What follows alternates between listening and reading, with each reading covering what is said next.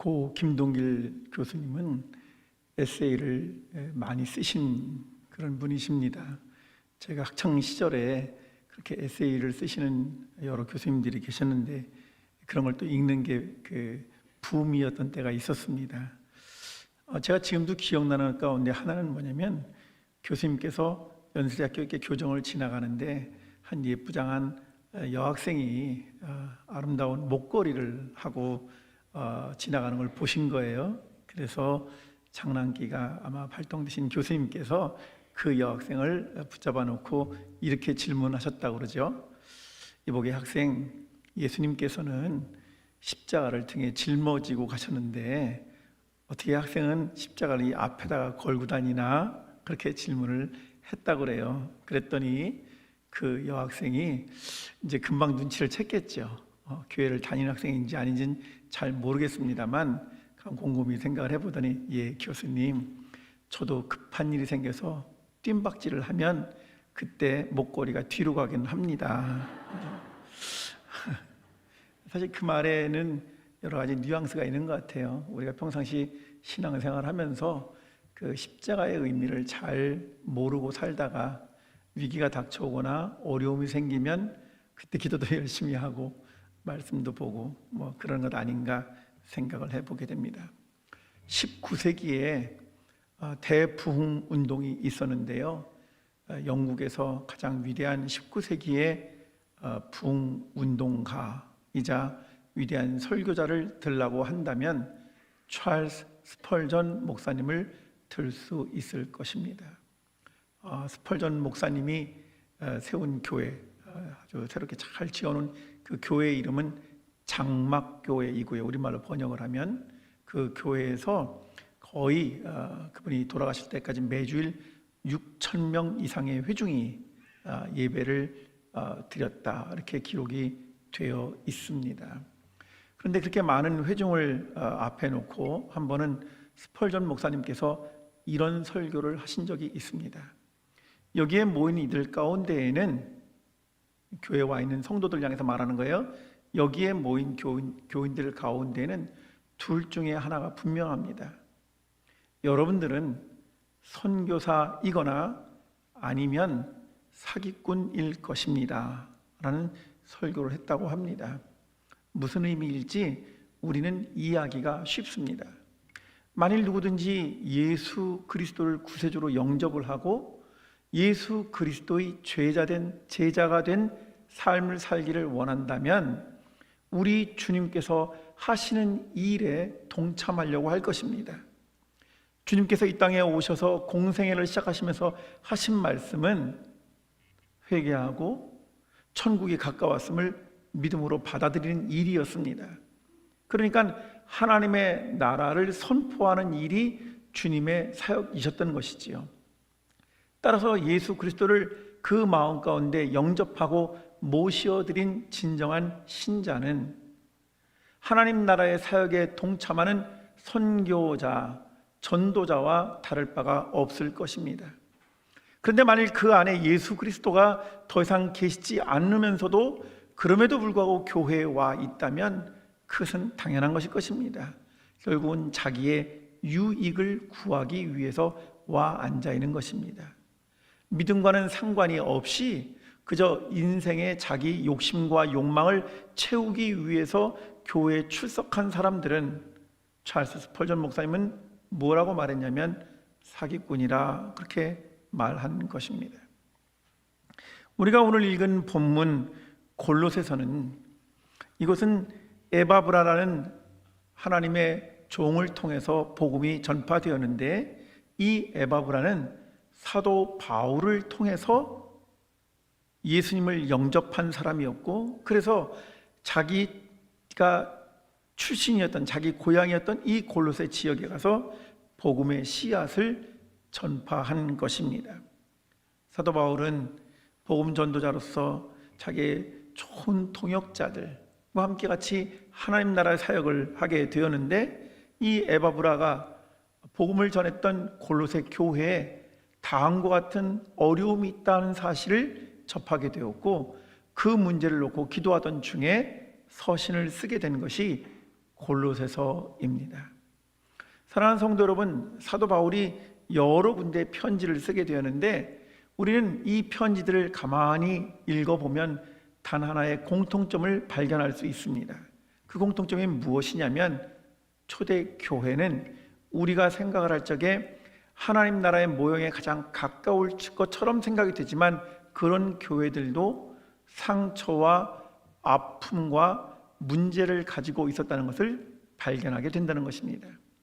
만일 그 교회들이 복음의 씨앗이 뿌려져서 건강하고 행복하게 잘 성장하고 있었다면 굳이 또 다른 어떠한 조언이나 충고를 필요로 하지 않았겠습니다만 사도 바울이 편지를 쓰게 된 데에는 초대 교회들도 너무나 인간적인 문제들을 가지고 있었고 그것 때문에 교회 공동체 안에 위기가 직면하게 되었던 것이죠. 그래서 사도 바울은 안타까운 심정을 가지고 기도하면서 각 공동체에 편지를 쓰게 되었는데 골로새 교회는 어떤 문제가 있었느냐 하면 골로새서 2장 8절에 보니까 이렇게 기록되어 있습니다.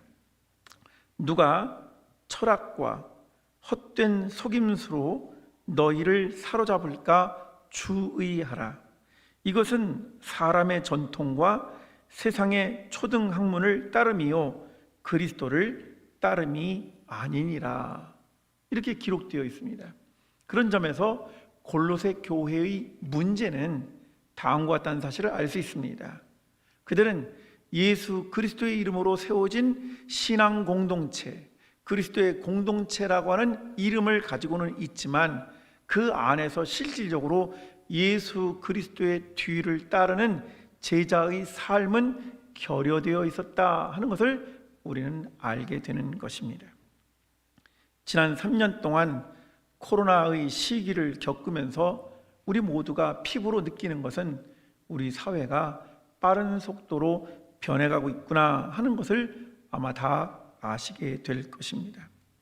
그렇지 않아도 한국 사회는 근대화 과정이 그 어떤 나라들보다 빠르게 진행된 나라입니다.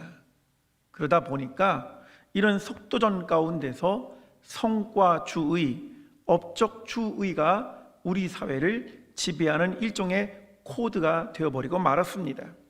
성과주의, 업적주의는 결국 사람들을 경쟁사회로 몰아붙이기 시작하게 되었고 이 경쟁사회 속에서 사람들은 빠르게 탈진하고 그리고 피로감을 느끼게 되었을 뿐만 아니라 지나친 경쟁을 통해서 사람들은 서로 간에 대한 불신이 싹트게 되었다 하는 것입니다. 우리들은 이 땅에 살아가는 동안 짧은 시간을 살아가는 거예요. 우리보다 더 오랫동안 살아가는 동물들도 많습니다. 그런데 이 짧게 살아가는 동안의 인간은 시간과 공간 안에서 살아가는 존재이기 때문에 그들이 어떠한 시간을 경험했는지 또 어떠한 공간 속에서 활동하고 있는지에 따라서 자연스럽게 그것과 연관된 습관들이 우리를 지배하는 것이 사실입니다. 그렇다면 아무것도 아닌 것 같아도 지난 3년 동안 코로나 시기에 우리 한국 사회에 또 다른 어떠한 문제를 분명히 야기시킨 것이 있다고 생각이 됩니다. 그래서 많은 사람들은 우리의 시대를 불확실성의 시대라 또는 불안과 두려움의 시대라 그렇게 말하고 있지 않습니까? 그리고 그 결과 너나 할 것 없이 많은 사람들은 어떻게 해야 생존할 것인가 하는 문제에 깊은 관심을 가지게 되었습니다.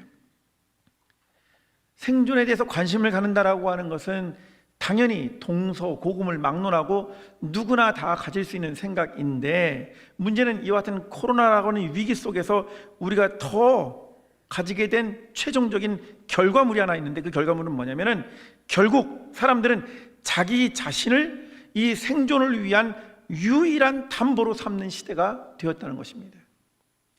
이와 같이 혼란스럽고 어려운 시대에 결국 믿을 수 있고 의지할 수 있는 것은 나밖에 없다라고 하는 것이죠. 그래서 자기 자신을 생존을 위한 유일한 담보로 삼는 시대, 그게 바로 우리 시대가 되어버리고 말았습니다. 세상에 믿을 수 있는 건 아무것도 없어.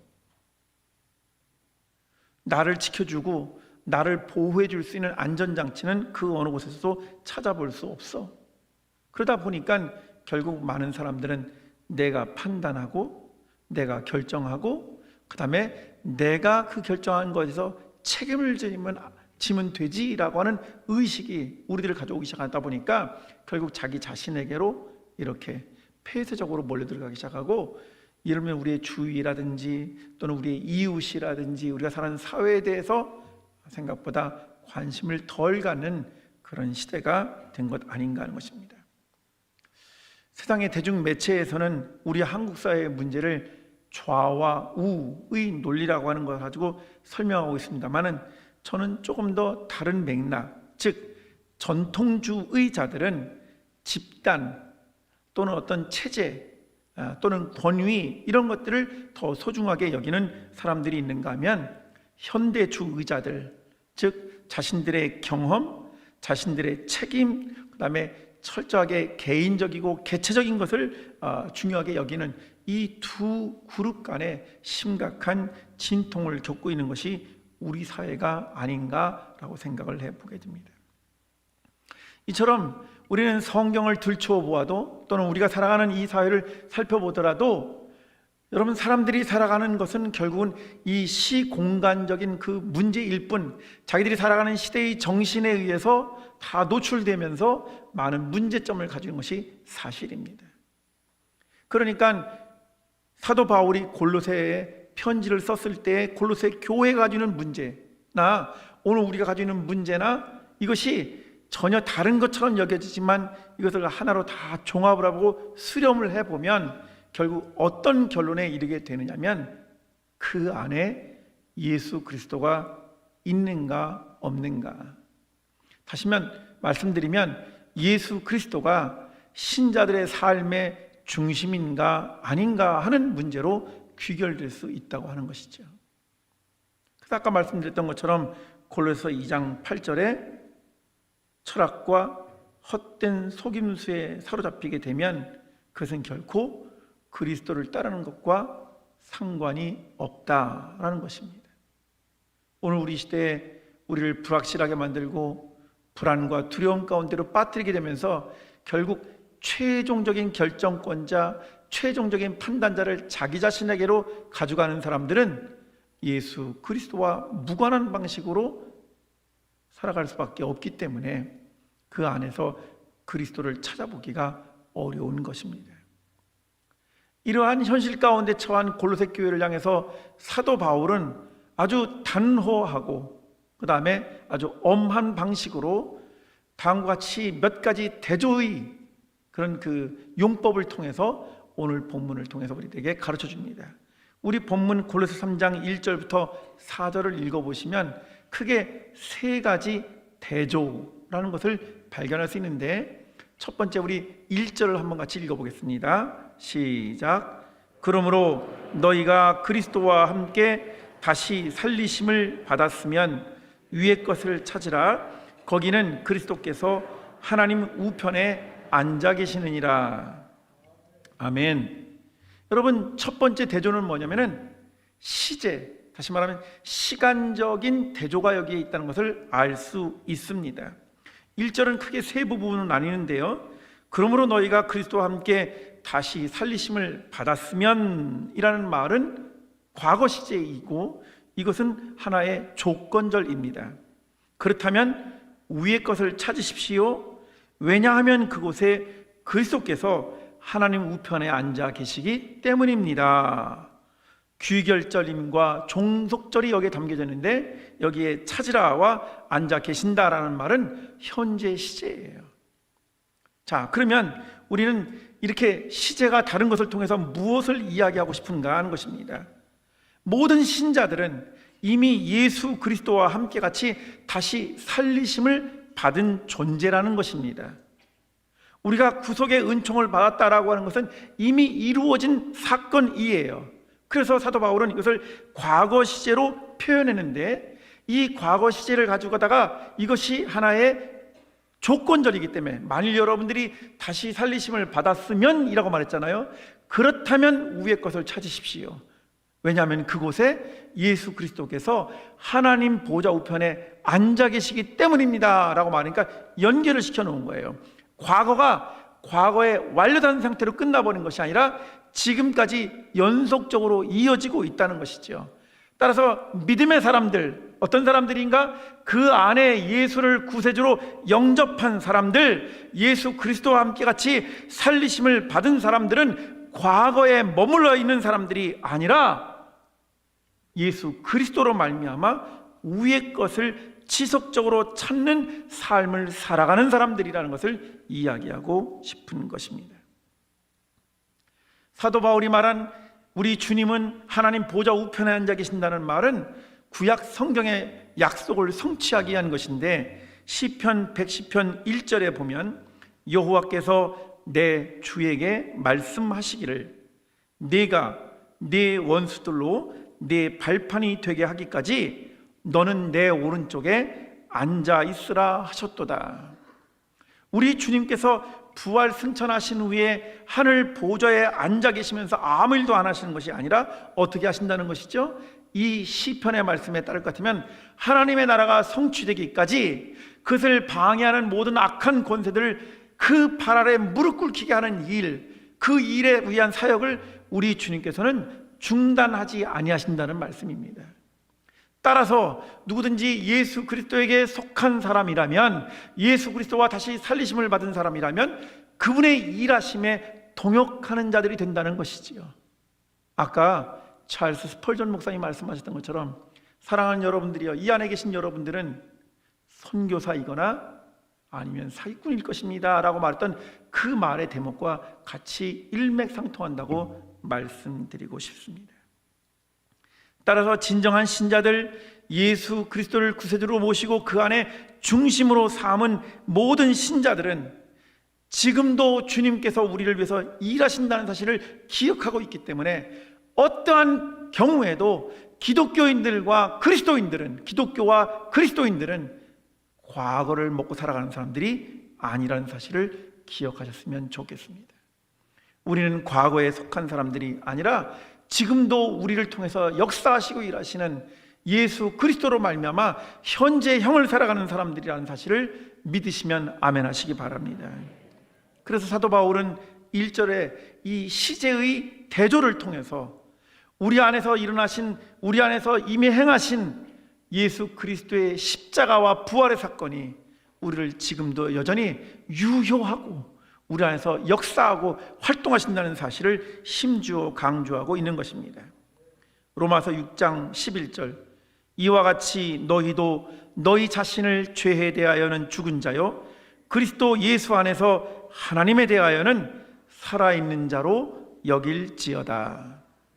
에베소서 2장 6절, 또 함께 일으키사 그리스도 예수 안에서 함께 하늘에 앉히실 것이다. 아멘이십니까? 기독교는 이 세상과 도피하는 도피적 열광주의가 아닙니다. 그리스도인들의 삶은 철저하게 날마다 새롭게 우리에게 새 힘을 허락해 주시고 하나님의 나라라는 분명한 목표를 향해서 달려갈 수 있도록 우리와 함께 동행해 주시는 예수 그리스도와의 더불어 사는 삶이라는 것을 우리는 1절의 대조를 통해서 배우게 됩니다. 두 번째 대조는 2절에 잘 나와 있습니다.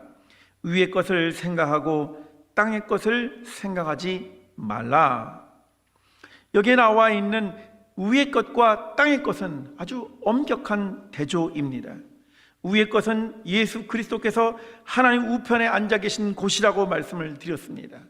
따라서 위의 것은 하나님께 속한 곳입니다. 위의 것은 하늘에 속한 곳입니다. 반면에 땅의 것이라는 것은 무엇을 의미하는 것입니까? 하나님과 맞서 있는 것을 의미하는 것이며 하나님으로부터 등을 돌리도록 하게 하는 것입니다. 이 점에 대해서 사도 바울은 골로새서 3장 5절 이하에 자세히 설명을 해주고 있는데, 그러므로 땅에 있는 지체를 죽이라. 곧 음란과 부정과 사욕과 악한 정욕과 탐심이니 탐심은 우상 숭배니라. 그 안에 예수 그리스도를 중심으로 모시지 못한 사람들의 모습은 결국은 자기 자신을 위한다고 하지만 이 땅의 것에 혈안이 되어서 늘 마음과 생각이 사분오열될 뿐만 아니라 그런 것이 하나님으로부터 거리두기를 하기 시작하면서부터 그 최종적인 것은 땅에 있는 것들의 혈안이 되어서 살아가는 거라는 것이죠. 그래서 사도 바울은 골로새 교인들에게 땅의 것과 위의 것을 분명히 구별하도록 요청하고 있는 것입니다. 우리들이 예수 그리스도를 중심으로 모시고 살아간다고 하는 것은 바로 다름이 아니라 우리 주님께서 십자가를 짊어지셨듯이 우리가 이 땅에 대하여 십자가를 짊어지는 삶을 살라고 요청하시는 거예요. 육신을 따르는 자는 육신의 일을, 영을 따르는 자는 영의 일을 생각하나니 육신의 생각은 사망이요 영의 생각은 생명과 평안이니라. 로마서 8장 5절과 6절의 이야기가 되고 있습니다. 뿐만 아니라 사도 바울은 갈라디아서 5장 16절 이하에서 내가 이르노니 너희는 성령을 따라 행하라. 그리하면 육체의 욕심을 이루지 아니하리라. 육체의 소욕은 성령을 거스르고 성령은 육체를 거스르나니 이 둘이 서로 대적함으로 너희가 원하는 것을 하지 못하게 하려 함이니라. 아멘이십니까? 여러분, 땅의 것과 위의 것을 대조시킴으로써 사도 바울이 우리에게 요청하는 두 번째 것은 정말 우리에게 주신 그 생명과 평안의 고귀함이 어떠한 방향을 선택하도록 할 것인가 하는 것을 분명히 바라보라고 하는 것입니다. 우리에게 주어진 생명의 가치는 어떤 용도로 쓰임받아야 올바르고 정당한 것인가 하는 것을 가르쳐주고 있다고 하는 것입니다. 그런데도 불구하고 만일 우리가 주님 앞에 나와서 이 땅의 것에 노예가 되어 살아간다든지 이 땅의 것에 우리의 마음과 생각을 빼앗기면서 살아간다 한다면 주님이 우리 안에 주인 되실 자리를 우리 스스로가 막아버리는 결과가 되는 것이죠. 결국 그 결과는 아까 말씀드렸던 것처럼 골로새 3장 5절 이하의 문제와 더불어서 날마다 씨름하면서 무익한 일에 시간을 낭비하는 일이 되고 말 것입니다. 위의 것을 찾고 위의 것을 생각하라 라고 하는 말은 명령법으로 사용되었을 뿐만 아니라 현재 시제라고 하는 것을 우리가 알 필요가 있는데, 이것만 보더라도 신자들은 어떠한 상황에 처해 있든지 언제든지 아무 때나 항상 주님의 뒤를 따라가는 삶을 감당해야 한다는 것을 가르쳐주고 있습니다. 이제 세 번째로 놀라운 대조가 여기서 하나 등장하고 있는데 3절과 4절에 나와 있습니다. 우리 한 번만 더 같이 성도님들 같이 읽어보겠습니다. 3절과 4절 시작. 이는 너희가 죽었고 너희 생명이 그리스도와 함께 하나님 안에 감추어졌습니다. 우리 생명이신 그리스도께서 나타나실 그때에 너희도 그와 함께 영광 중에 나타나리라. 아멘. 3절과 4절에 또 하나의 대조는 하나는 감추어짐이고 또 하나는 나타남이라는 것입니다. 죽었고 감추어졌다라고 기록한 3절은 과거 완료 시제입니다. 다시 말씀드리면 우리 모든 신자들은 예수 그리스도와 함께 예수 그리스도 안에서 우리의 모든 옛사람의 모습, 죄와 그 죄의 결과인 사망의 권세 아래서 우리를 다 죽음 가운데로 몰아감으로써 그 것을 종결지었다는 것이죠. 그래서 죽었고 그 다음에 감추어졌다라는 말. 그런데 여기에 감추어졌다는 표현이 아주 재미있게도 피동태입니다. 다시 말하면 내가 감추는 게 아니고요, 예수 그리스도 안에 우리의 삶의 모습을, 우리의 삶의 전체를 드렸더니 그분께서 우리를 감추어 주신 겁니다. 예수 그리스도 안에서 감추어지고 있다 이 말이에요. 우리가 이 땅에서 믿음의 사람들로 살아갈 적에요, 세상 사람들이 볼 적에 이렇게 말합니다. 옛날에는 교회 다니는 사람들 보면 교회 다니는 사람들은 달라 이렇게 말했거든요. 그런데 요즘에 세상 사람들이 교회 다니는 사람 보고 뭐라고 말하면 교회 다니는 사람들이 더해 이런 말을 합니다. 그 말의 뉘앙스를 충분히 이해하시죠? 교회를 다녀도 별반 차이가 없다라고 생각하는 거예요. 뿐만 아니라 교회를 출석하는 신자들도 때때로는 자기의 삶이 지나치게 사회와 많이 연관되어 있기 때문에 내가 신앙생활을 하면서도 내가 잘하고 있는 것인지, 구원의 확신에 대해서도 불확실하고, 그러다 보니까 내가 신앙생활하는 게 도대체 나한테 무슨 의미가 있지? 이런 것을 올바로 분별하지 못하게 되면 정말 예수 그리스도 안에 우리의 참 생명이 감추어져 있다고 하는 그 비밀을 이해하지 못하게 됩니다. 감추어졌다는 말은 무슨 말입니까? 하나님께서 우리 안에서 역사하시는 새 생명이 이 세상 사람들의 방식으로는 도무지 이해할 수도 없고 알 수도 없다는 것을 가르쳐 주는 것입니다. 세상 사람들은 기독교인들이 왜 저러는지 이해할 수가 없는 거예요. 아까도 말씀드렸던 것처럼 현대인들은 철저하게 자기가 자기의 최종적인 판단자라고 생각합니다. 그래서 내가 분석하고 내가 판단하고 내가 결정한 것, 그거에 대해서 내가 책임지면 그만이지 라고 생각을 하니까 하나님의 방식을 이해하려고 하지도 않고 그러한 예수 그리스도의 뒤에 제자됨의 삶을 따라가려고 하는 신자들의 모습이 납득하기가 어렵습니다. 지금 때가 어느 때인데 라고 생각을 하면서 신앙인들을 비합리적이거나 몰상식하다거나 시대에 뒤떨어졌다거나 라고 생각하는 거겠죠. 여러분, 바로 그 부분에 우리가 현혹당할 필요가 없고요. 오늘 말씀에 나와 있는 것처럼 세상 사람들의 방식과 하나님의 일하심의 방식이 다르기 때문에 그들에게는 참 생명이 감추어져 있다라고 하는 거예요. 고린도전서 2장 14절, 육에 속한 사람은 하나님의 성령의 일들을 받지 아니하나니 이는 그것들이 그에게는 어리석게 보임이요 또 그는 그것들을 알 수도 없나니 그러한 일은 오직 영적으로 분별되기 때문이라. 이렇게 기록되어 있어요. 따라서 여기에 죽었고 감추어져 있다라는 말에 매우 귀중한 가르침은 무엇이냐? 그리스도인들에게 허락해 주신 예수님께서 십자가를 짊어지시고 우리들에게 새롭게 부활을 통해서 허락해 주신 새 생명은 결코 사람들이 제멋대로 처분하거나 과시할 수 있는 그런 소유물이 아니라는 것입니다. 여전히 세상 사람들이 보기에는 감추어져 있는 것이지만 그럼에도 불구하고 기독교인들은 예수 그리스도와 뗄래야 뗄 수 없을 정도로 깊이 연루되어 있다 하는 것입니다. 위대한 종교개혁자 마틴 루터는 로마서 8장을 이렇게 주석을 하다가 로마서 8장 1절, 여러분 잘 아시는 본문이죠. 누구든지 예수 그리스도 안에 있으면 더 이상 정죄함이 없나니 라는 그 본문에 가게 되었을 때 너무 놀라운 감격에 의해서 환호성을 질렀는데 뭐라고 환호성을 질렀냐면 나는 세례받은 사람입니다. 로마서 8장 1절, 누구든지 예수 그리스도 안에 있으면 더 이상 정죄함이 없나니 라는 그 말이 깊은 감동으로 다가오는 순간 나는 세례받은 사람이지 라는 말을 그렇게 크게 소리를 지를 수 있었던 거예요. 그런 것처럼 오늘 본문을 놓고 볼 적에 우리 주님께서 십자가 사건을 통해서 우리에게 허락해 주신 새로운 생명의 그 소중함과 고귀함을 알고 있는 사람이라면 우리는 다음과 같이 환호해야만 합니다. 그리스도는 우리 생명이십니다. 이런 고백이 넘치시기를 주의 이름으로 축원합니다. 하나님께서 우리에게 허락해 주신 새로운 삶은 사람들이 제멋대로 처분할 수 있거나 또는 마치 자기 것으로 소유할 수 있고 과시할 수 있는 그런 성질의 것이 아니라는 것이지요.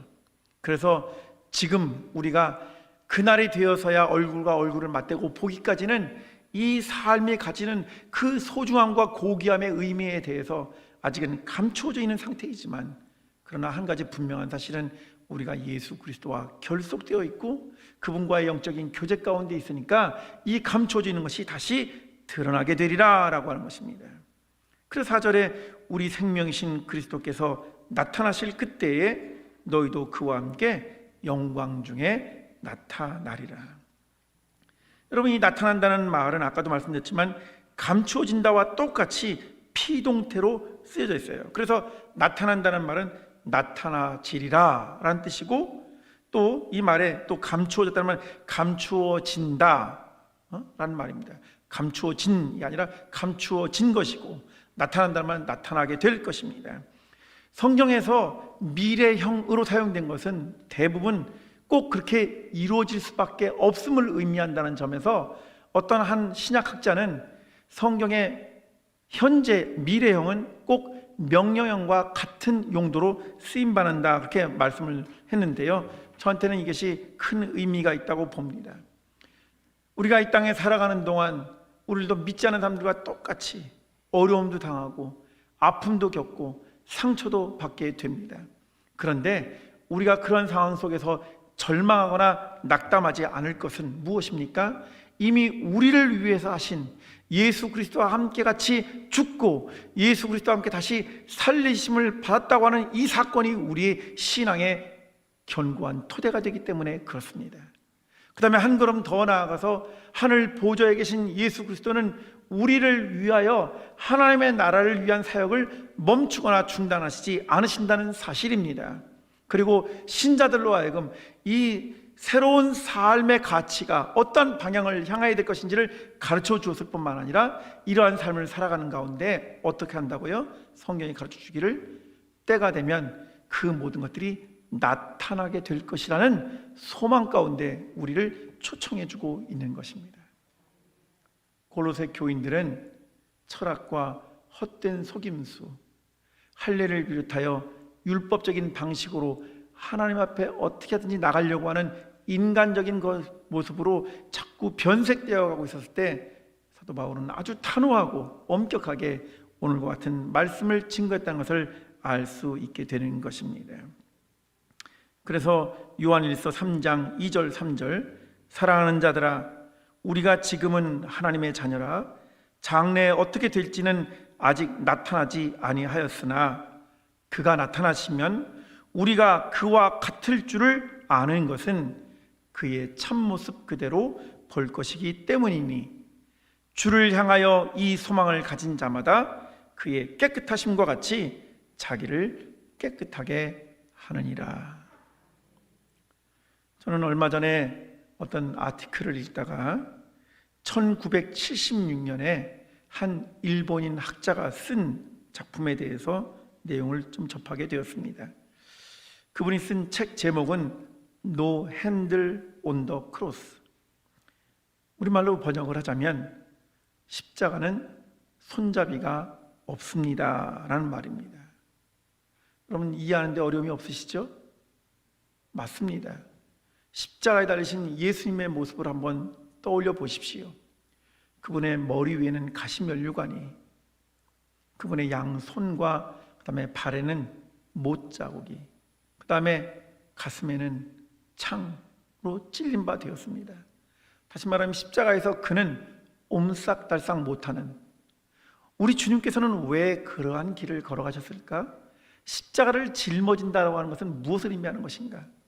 그런데 많은 현대인들은 예수 그리스도를 영접하고 정말 신앙생활을 한다고 하면서도 자꾸 십자가를 자기가 움켜쥐고 통제하려고 하는 성향을 가지고 있습니다. 내 마음대로 조정해보고 싶은 욕심이 있는 것이지요. 내 마음대로 방향을 틀어버리고 싶은 그런 의도가 있는지도 모르겠습니다.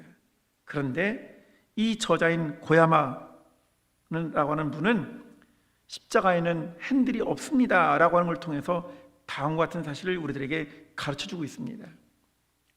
만약에 십자가에 달리신 주님을 빼고 난다면 신앙생활의 모든 것은 너무나 쉬울 것입니다. 십자가에 달리신 주님을 생략한 상태로 신앙생활한다면 그것보다 쉬운 일은 없을 것입니다. 하지만 그리스도가 없는 교회가 무슨 소용이 있다는 말입니까? 그분이 하고 싶은 이야기가 그거였고, 저는 이미 오래전에 기록된 이 작품이 오늘 우리 한국 사회에도 여실히 필요한 말씀이라고 생각이 됩니다. 만일 우리들이 우리의 신앙에 있어서 우리 주님께서 새로운 생명을 허락해 주신 이 십자가의 의미를 빼놓게 된다면 결국 기독교는 고작해야 해피엔딩 종교로 전락되고 말 것입니다. 해피엔딩 종교라는 말이 무슨 말인지 아십니까? 드라마 다 처음부터 보지 않더라도 많은 사람들이 가지고 있는 생각이 있죠. 어차피 그래봐야 끝에 가면 다 그렇고 잘 될 거야 라는 생각을 가지게 되고, 따라서 현재의 삶 속에서 하나님이 일하시고 아버지가 일하시니 나도 일한다고 말씀하셨던 예수 그리스도의 사역이 무시가 되게 되면 기독교인들은 어떻게 주님의 뒤를 따르는 참 제자가 될 수 있겠습니까? 따라서 사도 바울이 골로새 교회를 향해서 권고하고 있는 것은 너무나 간단합니다. 이미 새 사람이 되었음에도 불구하고 옛 방식 또는 잘못된 습관으로 되돌아가려고 하는 이런 모든 것으로부터 돌이키십시오라고 권면하고 있습니다. 왜냐하면 그리스도만이 참으로 우리의 생명이시기 때문에 그렇습니다. 이제 우리는 대강절을 맞이해서 다시 오실 주님을 간절히 기대하고 또 찾는 그런 시기에 서 있습니다. 이 시기에 십자가 아래 다시 서는 법을 배우시는 저와 여러분들이 되었으면 좋겠습니다. 그러한 단 하나의 이유는 그분만이 우리의 생명이시기 때문에 그렇습니다.